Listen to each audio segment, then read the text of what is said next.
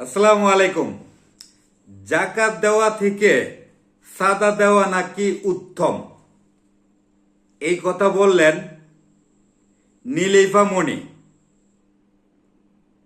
বিএনপির এক নেত্রী বললেন জাকাত দেওয়া থেকে নাকি সাদা দেওয়া উত্তম।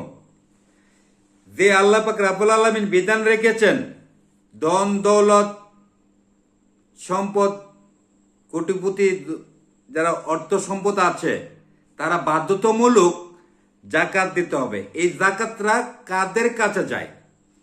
গরিব দুঃখী যারা অসহায় আছে তাদের জন্য আল্লাহ পাক রাব্বুল আলামিন বিধান করেছেন এই জাকাতরা যারা অর্থ সম্পদ ধন দৌলত আছে তারা দিতে হবে। টকশোয়ে বসে নীলিফা মণি হলো এক ধরনের টিকটকার মতন।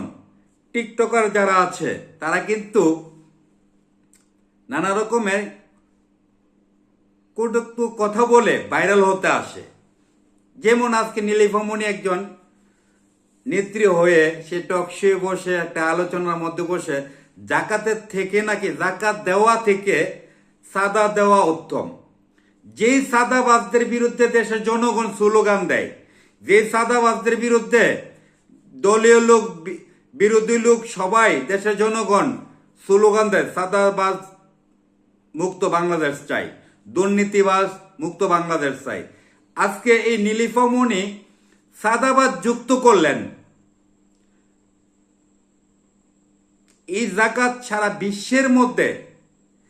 বিশ্বের মধ্যে যারা ধনী আছেন, শিল্পপতি আছেন, আল্লাহ যাদেরকে অর্থ সম্পদ দিয়েছেন তাদের জন্য আল্লাহ পাক রাব্বুল আলামিন বিধান রেখেছেন জাকাত দেওয়ার জন্য। আজকে এই জাকাত অসহায় গরিব দুঃখী মানুষের মুখে খাবার তুলে দেয়, আর সাদাবাজ গরিব দুঃখীর মুখ থেকে খাবারগুলো কেড়ে নিয়ে যায়। আজকে সাদাবাজদেরকে উৎসাহিত দিচ্ছে এই নীলিফা মণি এই সাদা দেওয়া নাকি উত্তম। এই সাদাবাজদের বিরুদ্ধে, সাদাবাজদের পিছনে কে বা কারা রাজনীতি করে?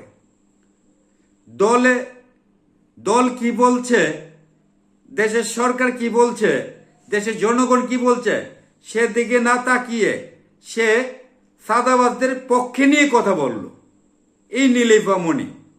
আমি তীব্র নিন্দা এবং প্রতিবাদ জানাই।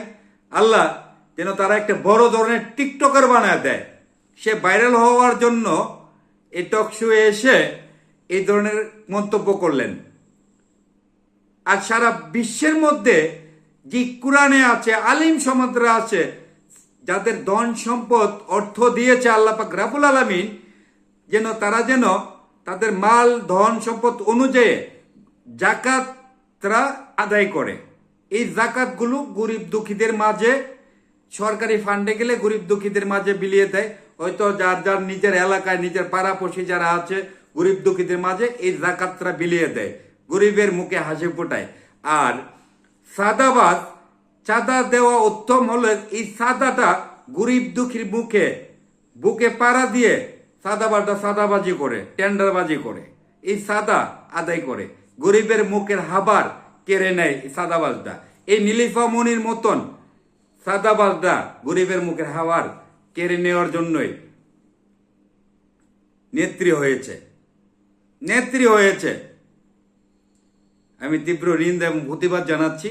এবং এই বিষয় নিয়ে আলিম সমাজ কি বলে? আলিম সমাজ, বড় বড় মাওলানা, মুফাজ্জর, ওনারা কি বলে? এবং আমার যে আল্লাহ পাক রাব্বুল আলামিন যে কোরআন এই পৃথিবীতে পাঠিয়েছে, কোরআন কি বলে, হাদিস কি বলে জাকাতের সম্বন্ধে এবং সাদাবাজ দুর্নীতি সম্বন্ধে কি বলে?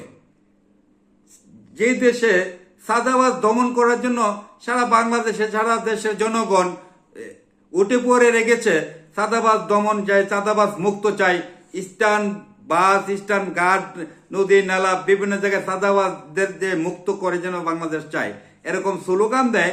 আর সেই দেশে নীলিফা মণির মতন সাদাবাজদেরকে আরো উৎসাহিত দেয়। এই সাদাবাজদের মতন, নীলিফা সাদাবাজদের মতন পিছনে রাজনীতি করলে দেশটা সাদাবাজে ভরে যাবে।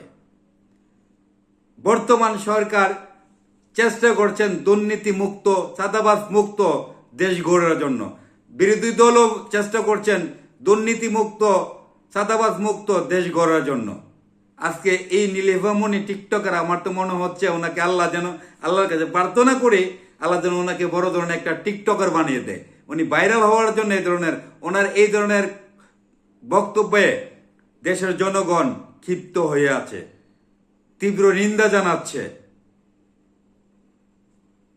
আশা করি আমাদের সরকার মহোদয় এই ধরনের পাগল ছাগল যারা আছে, এই ধরনের উল্টাপাল্টা বক্তব্য দেবে টকশুকে, তাদেরকে আওতার মধ্যে নিয়ে আসার জন্য তাদেরকে একটু লেস এবং পাওয়ারলেস কমিয়ে দেন, তাহলে এই ধরনের বক্তব্য দিতে সাহস পাবে না।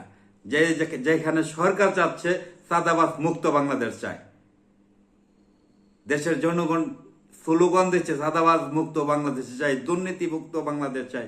এখানে নীলিভামণি আরো যুক্ত করে দিচ্ছে চাঁদাবাজদেরকে। চাঁদাবাজরা ওনাকে স্বাগতম জানাবে। যারা এই সমাজের দেশের জনগণ ভালো মানুষ, তারা চাঁদাবাজ মুক্ত বাংলাদেশ চায়। আপনি কি চান, চাঁদাবাজ মুক্ত নাকি চাঁদাবাজ যুক্ত?